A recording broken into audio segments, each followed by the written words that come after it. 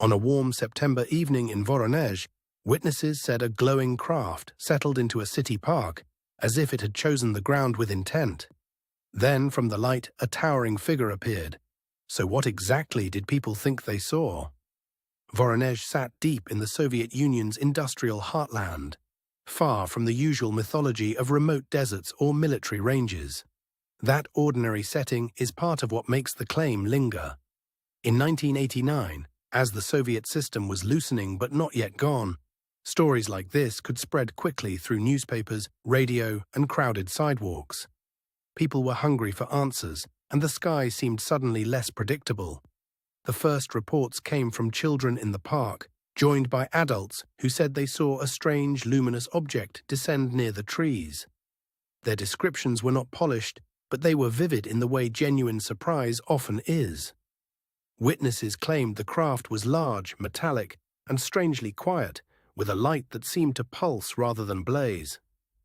In a city used to noise, machinery, and routine, that silence mattered. Then came the detail that turned a local oddity into a national sensation. A figure described as tall, humanoid, and accompanied by another smaller being. The image was so specific that it felt almost impossible to leave alone. Some accounts said the larger figure carried itself with deliberate calm, as if observing the park rather than invading it. That choice of behavior, measured, almost ceremonial, kept the story from sounding like a simple prank. The most famous version of the claim placed the beings near a sandy patch by the playground where children watched from a distance and adults hesitated between disbelief and alarm. The setting was mundane, which made the moment feel more intrusive. Investigators later collected statements that differed in small ways, but not in the basic outline: light in the park, a landed object, and figures that did not resemble anything familiar. Those overlapping details are why the case never fully faded. One reason the Voronezh case endures is the precision of the reported descriptions. Witnesses spoke of a rounded craft, unusual windows or openings, and a structure that seemed engineered rather than imagined. There was also the matter of scale. The object was not described as a distant point of light, but as something substantial enough to cast presence across the park and command the attention of everyone nearby. A second detail kept surfacing in retellings. The craft seemed to interact with the ground, not merely pass over it. That distinction matters because a landing suggests intention, not just an unexplained light in the sky. The reported beings were not described in the language of fantasy, but in the plain words witnesses had available: large eyes, unusual proportions, and a strange, almost clinical stillness.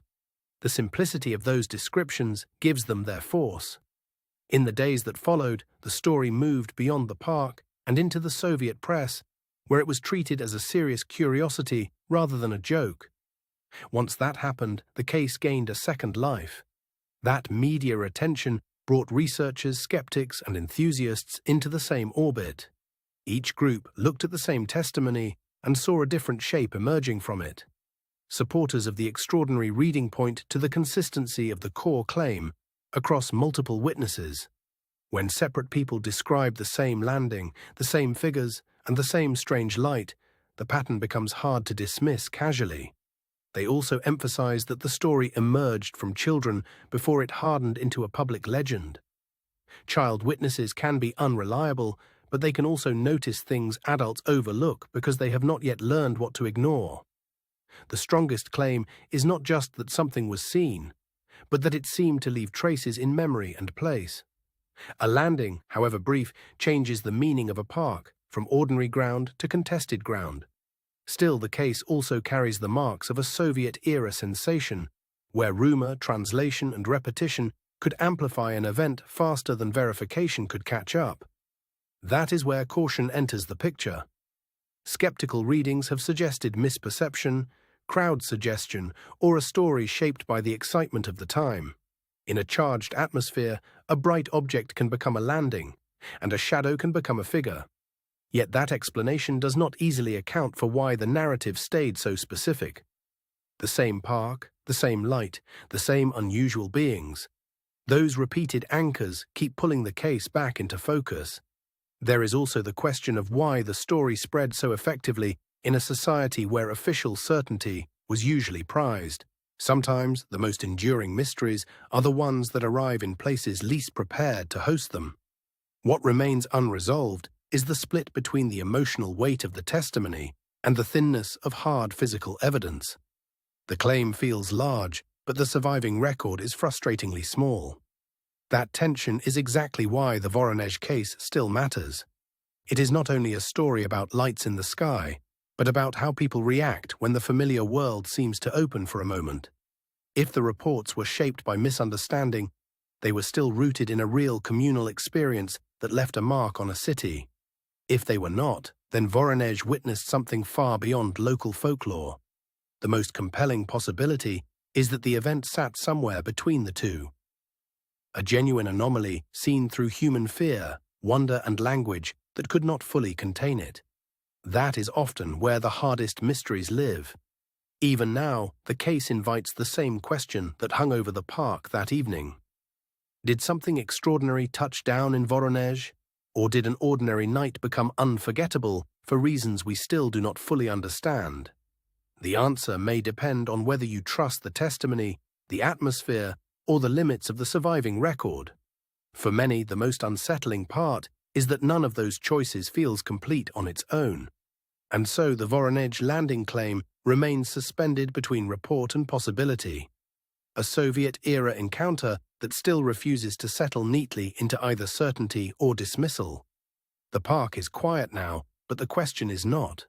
Some mysteries survive because they are dramatic. This one survives because it feels oddly specific.